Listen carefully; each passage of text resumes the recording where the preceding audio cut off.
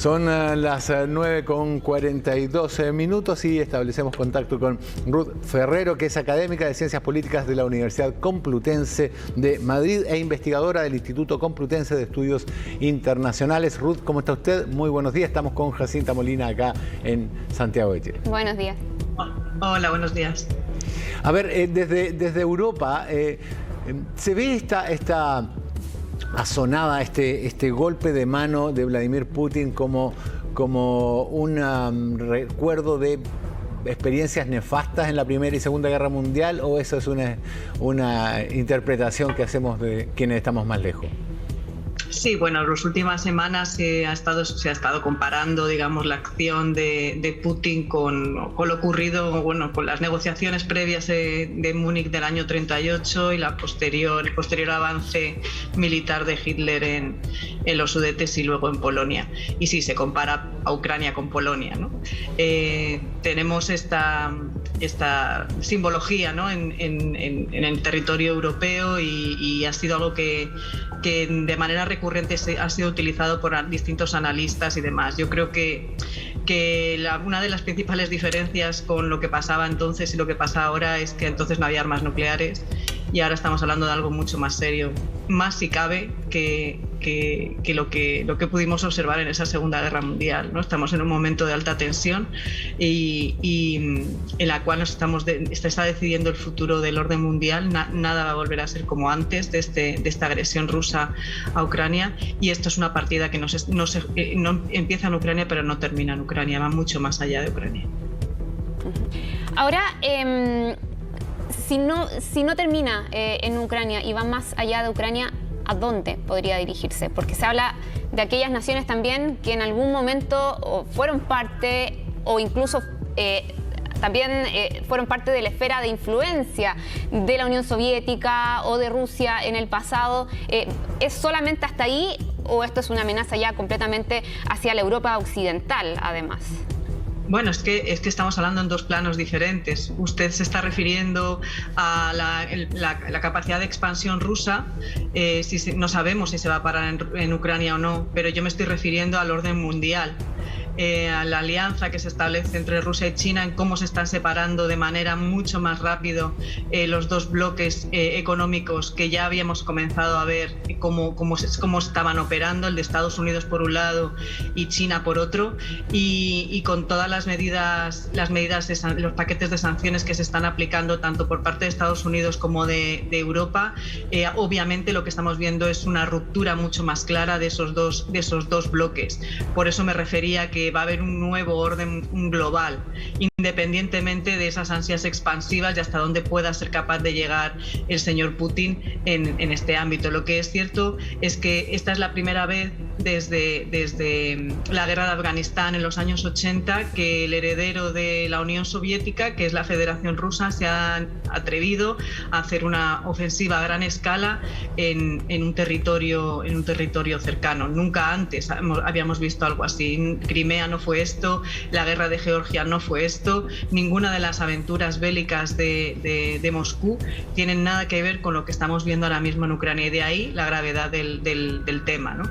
Y aparte de esto, que Putin sabe cómo jugar sus cartas, es un gran estratega, ha sabido muy bien cómo jugar las cartas, y es una persona a la que no le da miedo la guerra, y algo que sabe que a los occidentales les da mucho miedo, y sabe que el pueblo ruso aguanta mucho mejor las guerras que el resto de europeos. Claro, Ruth, por eso se lo preguntaba además, porque es uno de los debates también que se ha generado, si esto es solamente Ucrania o más allá de aquello. Por eso también vemos esta respuesta de incrementos en defensa o mayor despliegue también de tropas en la zona más al este, ¿no?, de los países que son de la OTAN, que es otra alternativa también que se ha planteado dentro de toda esta situación. ¿Cuál sería el objetivo de toda esta operación al final? Bueno, nadie lo sabe, solo lo sabe Putin. Fíjese que solamente lo sabe Putin, que ni sus más allegados sabían que iba a lanzar esta ofensiva, ni tan siquiera el embajador ruso en Washington sabía que esto iba a suceder. Si nos fijamos en las declaraciones de los días previos o las declaraciones en Múnich de las distintas delegaciones. La cuestión es lo que es seguro es que Rusia lo que quiere es controlar Ucrania y Bielorrusia como ese gran territorio que le vincula, que le ata a Europa y que es esencial para, según la visión geopolítica y estratégica rusa, esencial para mantener un cordón de seguridad en torno a su territorio. Por lo tanto, eso es seguro. Más allá de ahí, tendremos que ver qué sucede si consigue controlar las zonas, el corredor que vincula Crimea con Transnistria, si consigue hacerse con ese territorio y anexionar también Transnistria, es decir, establecer la táctica del salchichón, de cortar una parte del territorio ucraniano vinculándolo a Transnistria, uniéndolo todo a Rusia y poniendo un gobierno títere en Kiev que le permita también controlar esa unidad territorial sin necesidad de mantener una ocupación armada en el territorio. Y por otro lado, estamos viendo hoy es la celebración de un referéndum en Bielorrusia que va a ser de facto un control real de Moscú a las autoridades de Bielorrusia.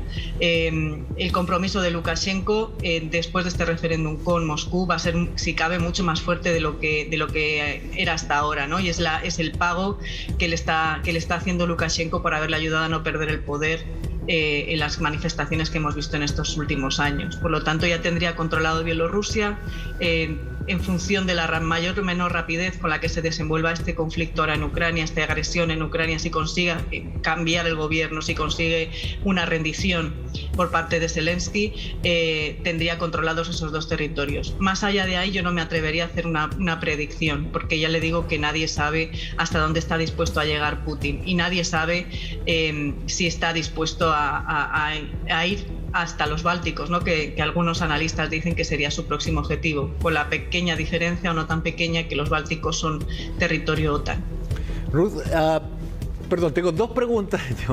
La primera tiene que ver con lo que mencionaba de este eje China-Rusia, Beijing-Moscú, que claro, desde la guerra de Crimea, la pasada guerra de Crimea, que hemos visto que se empieza a conformar con alianzas comerciales sobre todo, y que parece estarse formando rápidamente, pese a que Beijing se abstuvo en el Consejo de Seguridad de la ONU, lo cual no logro explicármelo. Si está creando un eje paralelo, ¿por qué se abstuvo y no vetó la resolución? Y la segunda es, ¿fracasa los sistemas, las instituciones que tenemos para prevenir este tipo de cosas, específicamente el Consejo de Seguridad de la ONU, donde los 5 miembros permanentes pueden vetar una resolución, en este caso Rusia?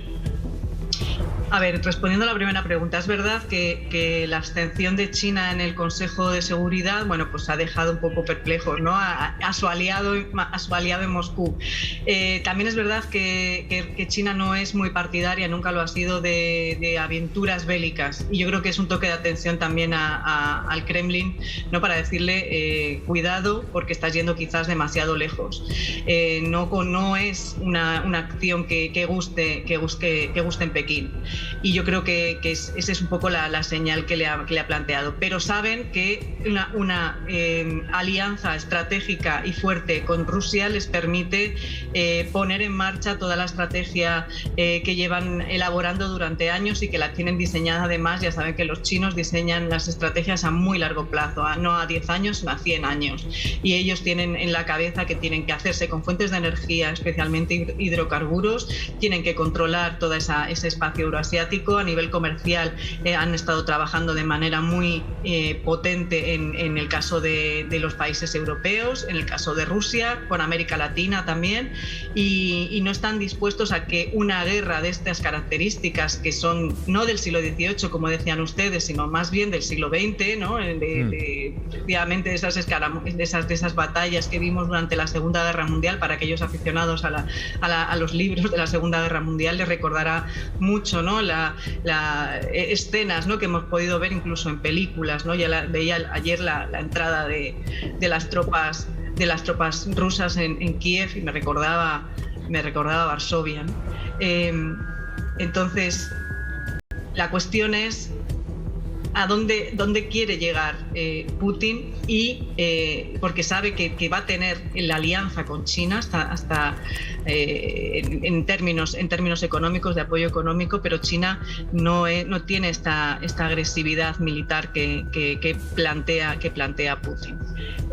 Eso por un lado. Y la otra pregunta era en relación, perdón, a los organismos internacionales, el Consejo de Seguridad de la ONU. ¿Fracasó? La efectividad del Consejo de Seguridad, No, obviamente las Naciones Unidas ha estado ausente, ¿no?, en todo este conflicto, en todas las negociaciones, en todo el diálogo diplomático que ha habido en las semanas previas al estallido de la guerra, de la invasión rusa. En ningún momento se ha utilizado esa instancia para poner en marcha un diálogo, puesto que siempre se ha mantenido en el seno del diálogo OTAN-Rusia, dejando también fuera de juego a la Unión Europea. Por lo tanto, no es un organismo multilateral que esté funcionando, pero ya vimos que no funcionó tampoco durante las guerras en los Balcanes, por ejemplo, ¿no?, como instrumento mediador o para evitar más violencia. Y en este caso no iba a ser una excepción, especialmente cuando además una de las partes está sentada en ese mismo Consejo de Seguridad. Decía al principio de mi intervención que lo que estamos observando y viendo en tiempo real es al fin de un modelo de gobernanza global que llevaba vigente desde el fin de la Segunda Guerra Mundial y que se ha ido deteriorando de manera progresiva, especialmente después de la caída del muro y el fin del Imperio Soviético.